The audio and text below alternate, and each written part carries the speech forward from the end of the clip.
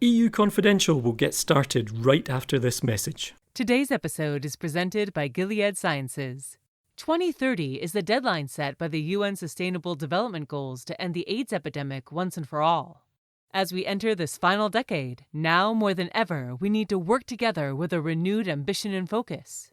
At Gilead Sciences, we believe that together we can stop the virus. The European Union, in its own way, has a lot to offer. We have established and time-tested relations with many actors in the region and beyond to de-escalate the situation. Welcome to EU Confidential and to our first episode of 2020. And if it's not too late, Happy New Year! I'm Andrew Gray, Politico's EU editor in Brussels, where things are starting to pick back up. In fact, the US killing of Iranian General Qassem Soleimani brought some of us back a little early from our holidays, but not European Commission President Ursula von der Leyen. The president of the self-proclaimed Geopolitical Commission waited more than 3 days to issue any kind of public response. Was that just a reflection of the reality that Europe's not really a key player here, or a missed opportunity to seize the initiative and come up with a European solution to this crisis? Let's bring in our podcast panel to discuss that and how the year ahead looks across Europe. Rym Momtaz is in Paris. Hi, Rym. Bonjour and bonne année. Bonne année to you too. And hi to Matt Karnitschnig in Berlin. Hi, Matt. Oh, God, do I have to do the German again? I always feel under pressure to do it when Rym does the... No, I just... No, but we'll be leaving this in for sure. Yeah. You could just say hi. You know, play it cool. Hello. Thanks. And hi to Annabelle Dickson in London. Hi, Annabelle. Hello. Okay, well, let's just start off by looking at this huge news in the Middle East. Obviously, we talked a little bit in the intro about how things played out here in Brussels. We had Josep Borrell, the foreign policy chief, issue a statement on Friday, but nothing from Ursula von der Leyen until Monday late afternoon. Now, Matt, you have a piece which is on our website as I speak with the headline, Why Europe Hates Trump More Than Iran. So give us a flavour of what you think the US makes of the European response so far. Pompeo came out over the weekend on your favorite channel, Fox News in the US, and was very critical of the way the Europeans have responded so far. And I think it was also, the Europeans tend to be very backward-looking when they talk about Iran and this conflict, and they always go back to the JCPOA, the nuclear deal, and lament the fact that the US pulled out of the JCPOA. And it's not really clear what the European role here can be, because they're clearly not backing the U.S. But on the other hand, they're not too enthusiastic about what Iran is doing. I think in terms of the U.S. position, there's a lot of frustration that the Europeans haven't been stronger really in condemning a lot of the recent actions Iran has taken in the region, especially in Iraq. So there doesn't seem to be any real love lost here between the U.S. and Europe on this issue and amongst other issues. And that's sort of what I focused on in that piece, saying, that one of the big sort of victims of this whole episode might, again, be the transatlantic relationship. Rym, do you think the French, why do they see themselves and perhaps Europe more generally as possibly being the key to this de-escalation? Listen, there are a couple of things at play here. Let me just start by saying that I did think that the headline on that piece was a bit too much. The Europeans do not hate the US more than Iran. I don't think they hate either.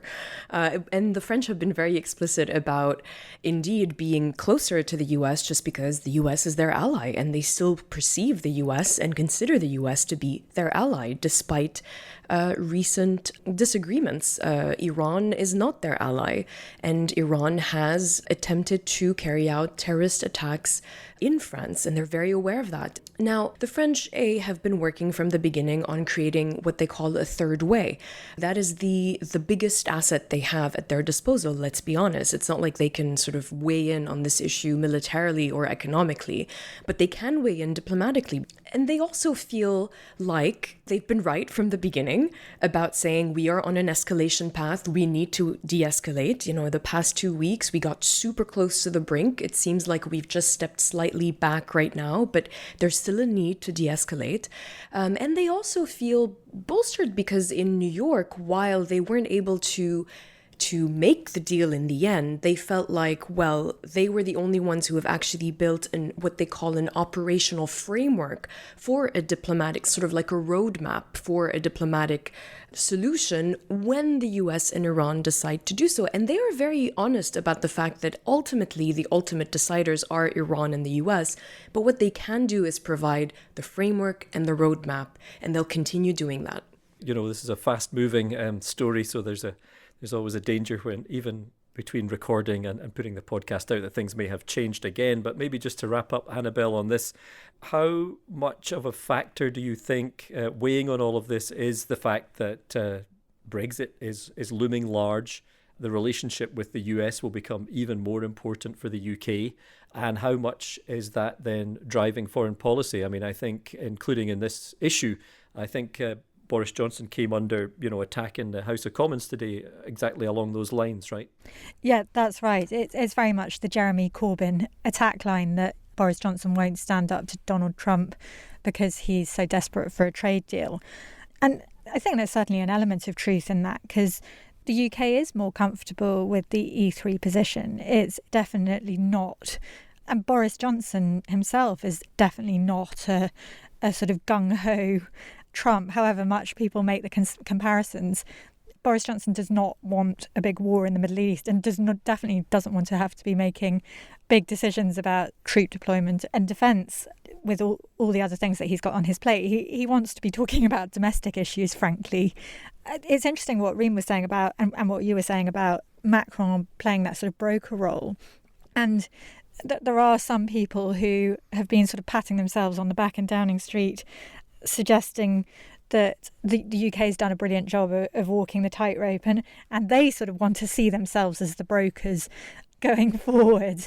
I'd be interested, the perception from the other capitals on that, because when Britain sort of decided on its Brexit policy, one of the sort of big arguments of the Brexiteers was, we're not turning into Little Britain, we want to be this kind of big player on the global stage, taking bold decisions. And I mean, I don't think we've seen that. I think Downing Street's taken a very cautious approach and sort of tried to speak to both sides and keep both sides happy. Yeah, it's interesting. Certainly, maybe that's what we're set for, the kind of battle of the brokers or would-be brokers. Because Dominic Raab, I thought it was quite interesting that he came here to Brussels to talk with Borrell and with his E3 counterparts. And in some ways, sending the signal, gosh, they're leaving the EU, but actually first chance they get, they're back in Brussels to talk diplomacy. But then, of course, he's going off to the US. So he can, in a sense, claim to be the guy who's, playing the sort of transatlantic middleman, the broker, at least in that sense. Matt, what do you make of it?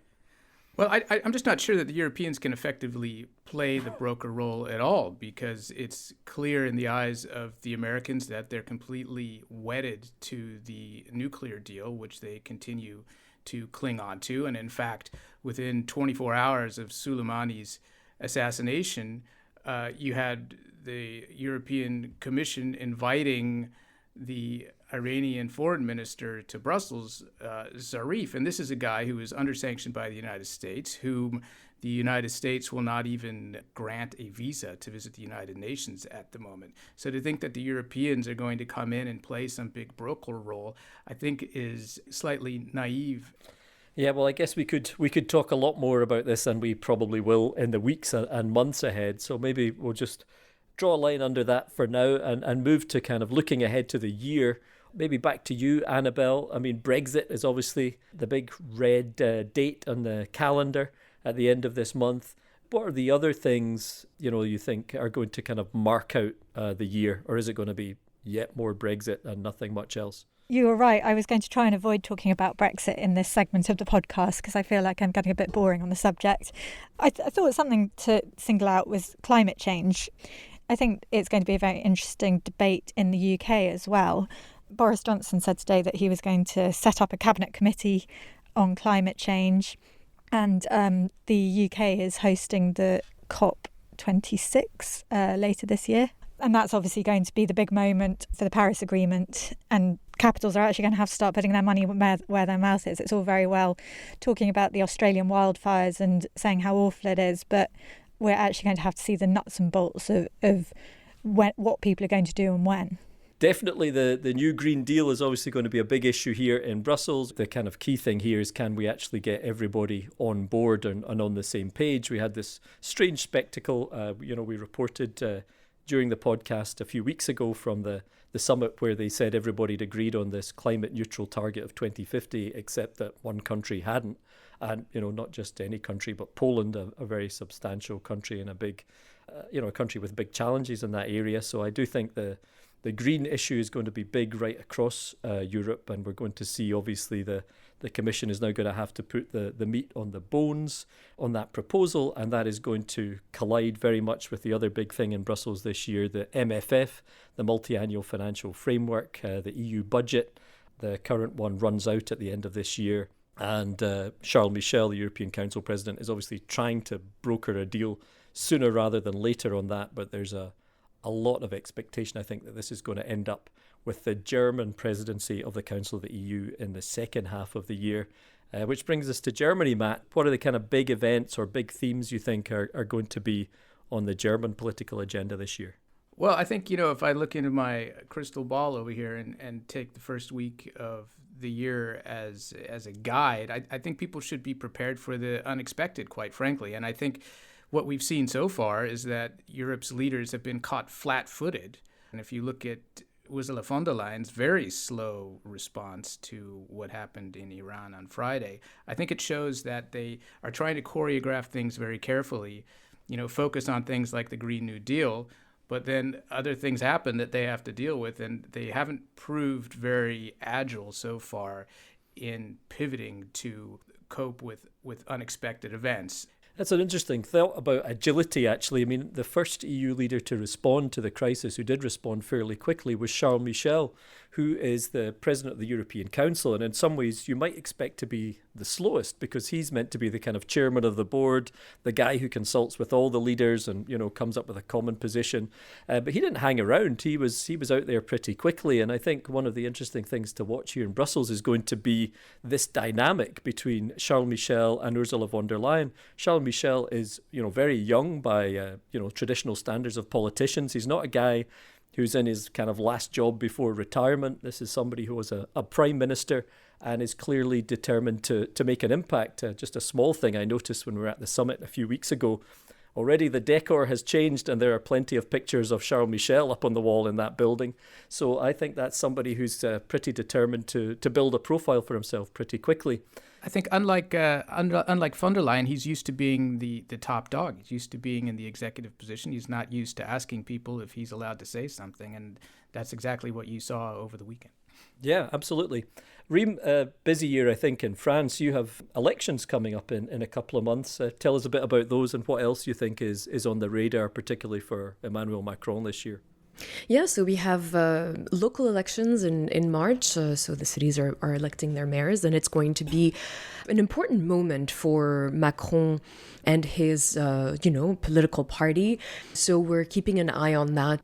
Obviously, we are currently in the middle of a 34-day strike in relation to pension reform. And, it's one of those structural big reforms that he really needs to deliver on, because it was not only a presidential campaign promise, but it also could perhaps throw some doubt on his ability to reform on the European level as well.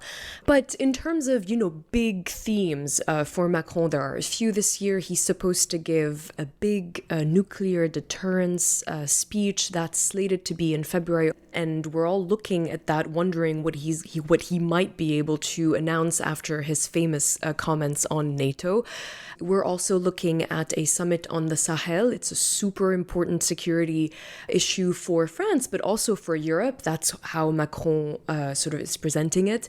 So these are some of the big themes. Of course, he's a huge proponent of the Green Deal on the EU level and is pushing that very, very hard. Okay, maybe just before we wrap up, any final thoughts, maybe quick ones on kind of key events or moments? Annabelle? I was going to say, on a lighter note, I'm really looking forward to the Olympics in Tokyo. Oh. This summer. You know, I've covered Olympics, a couple of them, and I had been so immersed in European politics lately, I hadn't even realised we're in an Olympic year again. Have you got any tips? You know, who's Britain going to be rallying behind? Katarina Johnson-Thompson, maybe? Yeah, I was going to say Katarina Johnson-Thompson's the one that I'm a big fan of. Okay, see if you can get her on the podcast. A challenge accepted. Where are the Olympics again? They're in Tokyo. Oh, right. There you go. Again, Europe's a bystander. I thought we were doing resolutions. By all means, go for it. Well, my resolution was for Europe to grow a pair, but I don't know if we can... Right. Any others that might be broadcastable? My resolution was for Europe to finally come up with a common foreign policy in 2020, something that has eluded the EU for many years, and we're seeing the strains that creates right now. Yeah, I think that's a tall order in 1 year, given again. Well, just throwing it out. Well, you could do majority voting, right? You could do, I think even that's a tall order. Majority. But again, as you say, and I think this is the issue. If you're going to brand yourself as the geopolitical commission and say that you aspire to play a greater role on the world stage, sooner or later, some of these things that people have been talking about for, well, decades really, have to come to pass, or it becomes a credibility issue, right? A bit like enlargement, which is another issue we could throw out as one of the issues again this year. Rym, anything more on the radar or New Year's resolutions? Well, there's one thing on the radar, which is the G20 in Riyadh. And I'm really wondering, how it's going to be for all these people to be in Riyadh in apparently the new and improved Saudi Arabia and much more liberal.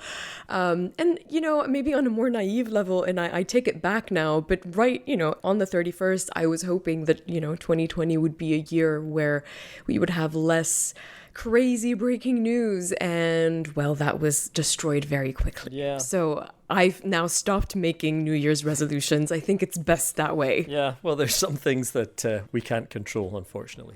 Okay, I think we'll leave it there. Matt, Rym, Annabelle, thanks very much. Thank you. Thank you. Thank you. Cheers. Now, time for a change of topic. One of the things we do here at Politico is delve into a subject over a period of months and explore it from different angles, through feature stories, infographics and newsletters. We recently started one of those series, which is branded under the name Telescope, and it focuses on HIV and AIDS.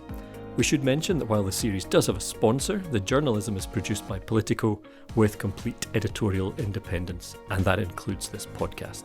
So, to tell us more about the series, here's Sarah Wheaton, Politico's senior health reporter. Hi, Sarah. Hi, Andrew. So tell us a bit more about this series, how it came about, what you're focusing on, what you're uncovering. So one of the editors here who used to cover global health in Africa pointed out that AIDS was a topic that we used to be obsessed with. Everybody was afraid of it. It was tearing through cities. It was creating movements for gay rights, creating movements for lower drug prices. And for some reason, it just seemed to completely drop off the radar, at least in Europe and the United States. It's still a raging epidemic in Africa, but in our part of the world, we kind of stopped paying attention to it. So 30 years after this epidemic started, we wanted to really hold up a mirror and see what it looks like today. And what we're realizing is medicines have really improved. People can basically live full lives. We even have medicines that can prevent people from getting HIV in the first place. But there's still no cure, and it still seems to catch people who are at the margins of our society. And so we've really been diving into what is new about HIV in the current decade. Right, it does seem to be a story that's moved in Europe and the US at least. I remember obviously growing up and hearing a lot about it when really the talk was all about dying of AIDS or trying to avoid that. And now one of the things you're focusing on is living with AIDS and how that is not so straightforward. And so in a minute we'll hear a conversation you had with one of your colleagues, Carmen, Paun, who looked into that topic. Tell us a little bit more about her story. Exactly. So Carmen traveled to Lisbon to meet Luís Mendao, and he is somebody who was diagnosed with HIV and with full-blown AIDS in the 1990s, and he was really on the brink of death. Carmen has an anecdote in her article about how Luís figured he was definitely going to die. He might as well help his family out, and so he tried to get into an accident so that his family could get the money. But then he started treatment. He was one of the first people in Portugal to go on these new antiretroviral therapies. And after a while, his doctors were like, hey, you know what? You're not dying anymore. And now he is still alive decades later. He's an activist, and Carmen spent the day with him to learn about what his life is like. Okay, so we'll hear that conversation with Carmen and some excerpts from her interview as well in a moment. But first, maybe just tell us where people can find out more about this Telescope series. Right, so Telescope, the new AIDS epidemic, is taking place over 9 months. And to help people keep up with the coverage, we're putting out a monthly newsletter. You can go to politico.eu/telescope to sign up for that newsletter. It's totally free. And we'll put the link for you to find Carmen's story and our other coverage in the description for this podcast. Right, and if you just search Politico Telescope in any search engine, it should take you pretty much straight there. Anyway, that's great. Thanks very much for now, Sarah. We'll hear more from Sarah and Carmen. But first, let's have a message from this week's sponsor. A message from Gilead Sciences. 2020 marks the beginning of the final decade to meet the UN Sustainable Development Goals target of ending the AIDS epidemic by 2030. Despite tremendous advances in the field, HIV/AIDS is still an epidemic with a disproportionate impact on the most marginalized populations. We can do more to help those affected. Gilead Sciences has been a leading innovator for 30 years, working to help treat and prevent HIV and drive cure research. Through scientific efforts, community support programs, and partnerships with leading health organizations, we are continuing to break down barriers and help strengthen public health systems in the fight against the HIV virus. We believe that by working together, we can end the HIV epidemic and achieve lifelong good health for every person living with HIV. Visit www.stopthevirus.eu to see what we're doing to make this happen. Now let's hear from Sarah in conversation with our health reporter Carmen Paun. Carmen went to Portugal to speak with HIV activist Luís Mendal, who you'll hear from first. There was plenty of difficulties living with HIV at my age. It's a big challenge. We have to give up too many things. Your image, after a certain time your sexuality, your well-being, and you feel always tired, you feel always pains, very often you are sick. It's a difficult life, and mainly for people that were infected in the time that I was infected, and with the history of treatments that we have. So Carmen, tell me, how old is Luís and how long has he been living with HIV, and how did you come to pick him to be your subject of this article about growing old with HIV? Luís is 61 now, and he's one of the people in Europe that has been living for more than 2 decades with HIV. He was diagnosed in his late 30s, so he's had 23 years of actually living with the disease and being on medication. I met him a few good years ago at conferences on hepatitis C. And at the beginning, I didn't know he had HIV because the focus was on hepatitis C. He had hepatitis C, and he was talking about how he was cured and the cost of the treatment, which had been an issue for a long time. And then in passing, at some point, he actually mentioned that he had HIV also, and that in a way the pharma industry saved his life because they created this treatment that allowed him to survive. And then when we started thinking and brainstorming about our series on HIV and talking about the fact that nowadays people are starting to grow old with HIV, which was a luxury maybe 20, 30 years ago, he came back to mind, and I thought it would be good to talk to him to see what his experience had been. So I went to meet him in Lisbon, where he lives and where he has his office. He runs a patient advocacy group called the Treatment Action Group. And I was planning to maybe spend maybe a couple of hours with him, which for an interview in any case is very long. But we ended up spending probably most of a Friday together.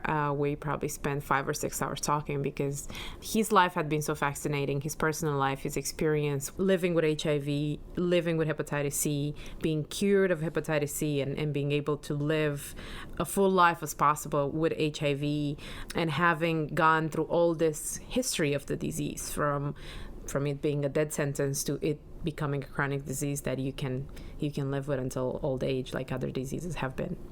Yeah, that's really amazing that people like Luis, their lives have been saved, and HIV was not a death sentence for him. And I think for a lot of people in the general public, that's been sort of on our radar, that we know that people are living these full lives.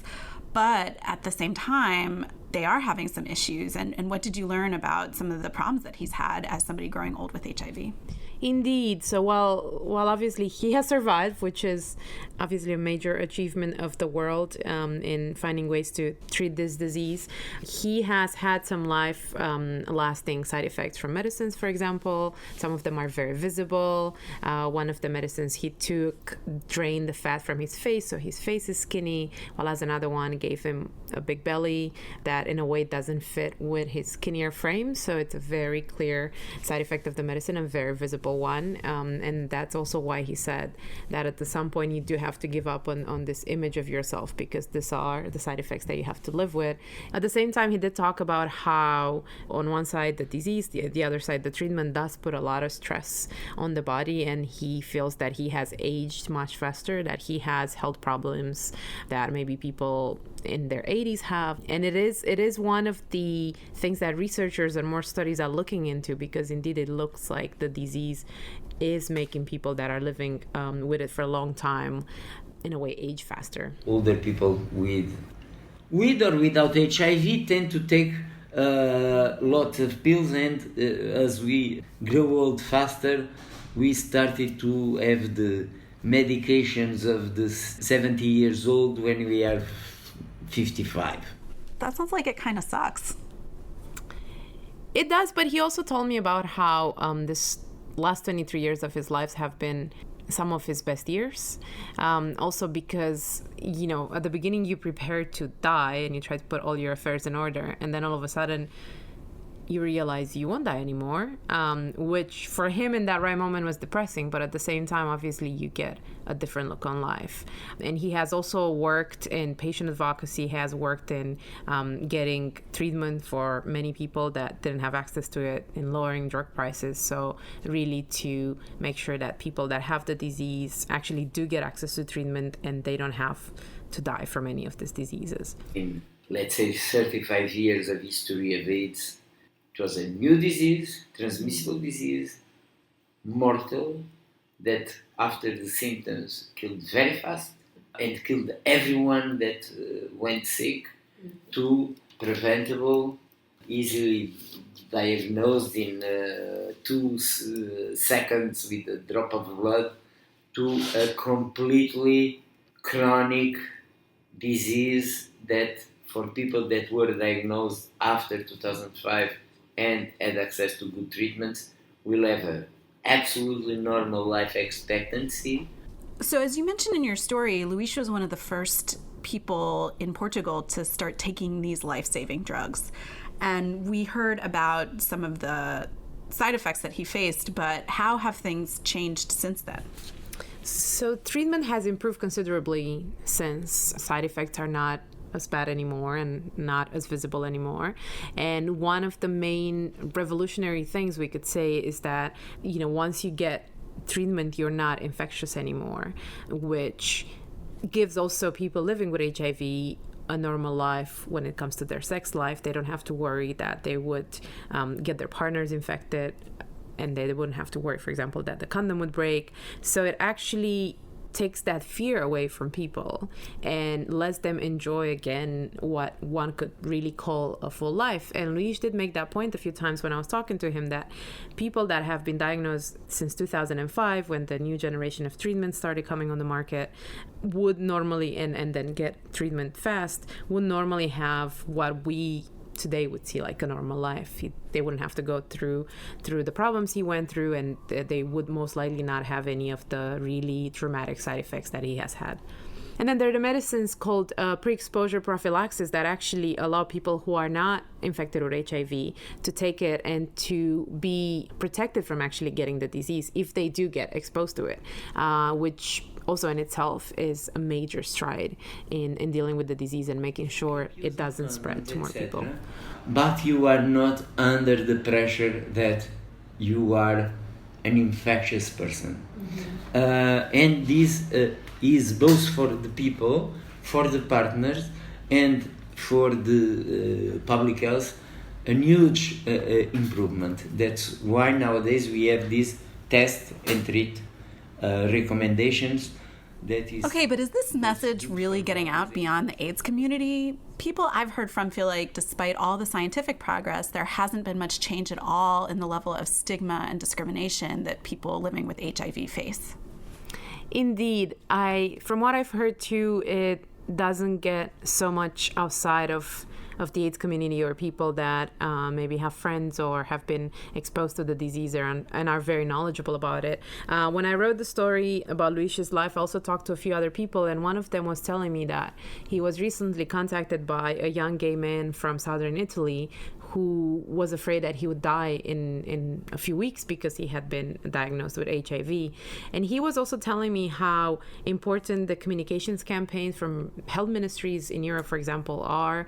And they have to strike the right balance between raising people awareness to make sure they don't get exposed to the disease, they protect themselves, while at the same time not increasing the stigma of people who already have it. And I did ask Luis about the episodes of discrimination that he faced, and actually, surprisingly for me, he told me that many of them were in the healthcare system in Portugal. So he told me how one time he went to the dentist, and the dentist told him that he couldn't treat him because he had HIV, and he was afraid that he didn't have all the necessary instruments to make sure that he didn't pass on the disease to other patients that would come after Luis. And Luis told him, well, you know that I have HIV, and I know that I have HIV, but there might also be some of your patients who don't know that they have HIV. So that means that you should just close your whole cabinet because you could spread it without knowing if they're not aware and you're not aware. Another funny but also sad moment was when he was telling me about a nurse that he went to get eye drops, and she was also aware that he had HIV, and she put 2 pairs of gloves, and then she was still dropping the drops from very high up, from like a meter distance, and was getting annoyed with him that they would obviously not fall into his eyes. And he did say, you probably have to come closer for that. And he was, he wasn't happy about this discrimination because he said he understands regular people that have the stereotypes and they're afraid.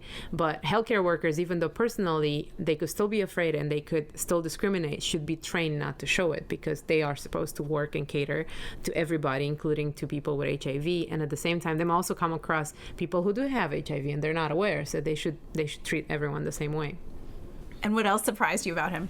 So he's a very, very interesting man, and I felt like one could write a book about his whole life.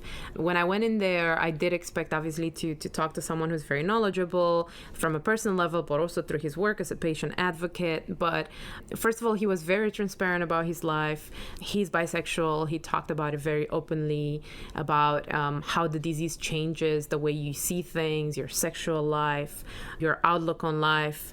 And then he was one who had a lot of experiences. He studied in France and did drugs in France. Then he went and lived with his girlfriend's family in Italy, and then he ended up actually marrying his girlfriend's younger sister later in life after he was diagnosed with HIV, and did Camino de Santiago with her. And that was the moment where he also felt that his life, even though with HIV, was great, that he could still do all these things. He could walk 40 kilometers and feel really great, even though he had this disease that at times would consume his body. So he's like a novel. He could be the subject of a movie, and that's why I think we ended up spending so much time together, because it's just endlessly fascinating. There's always something that he did or went through that is just it's just mind-blowing. Which you've mentioned a lot of the risk factors for getting HIV. Men who have sex with men are at high risk. Injection drug users are at high risk. Does he have any regrets? Did he change his behavior after he found out about his diagnosis? When I was talking to him, I didn't feel like he had particular regrets about it. He did give up on drugs long time before he was diagnosed with HIV, he decided to just go and spend a week with fishermen at sea to be able to just like get rid of drugs and not use them anymore. And he did say that, unlike other people in his generation, his life wasn't completely destroyed by drugs. In terms of risk factors, he did tell me that for a long time he didn't know when he was infected, and he had a few moments when he thought, okay, those were risk moments, and then maybe a decade or even more after he was diagnosed, he realized that it was probably a one-night stand. But this was in the times when people were just finding out about HIV and there wasn't so much knowledge about it. But I didn't feel he had a moment when he would go back and say, I wish I didn't do those things. I think he just I don't think he sees his life that way. That was Politico health reporters Sarah Wheaton and Carmen Paun. And that's all we have time for on this episode of EU Confidential. Next week, we get a perspective on the EU from someone who spent years trying to influence it from the outside, New Zealand's departing ambassador to the EU, David Taylor. In the meantime, we encourage you to rate and review the podcast and to spread the word about it. And you can always email us at podcast@politico.eu. I'm Andrew Gray in Brussels, thanks to producer Christina Gonzalez, and thanks to you for listening.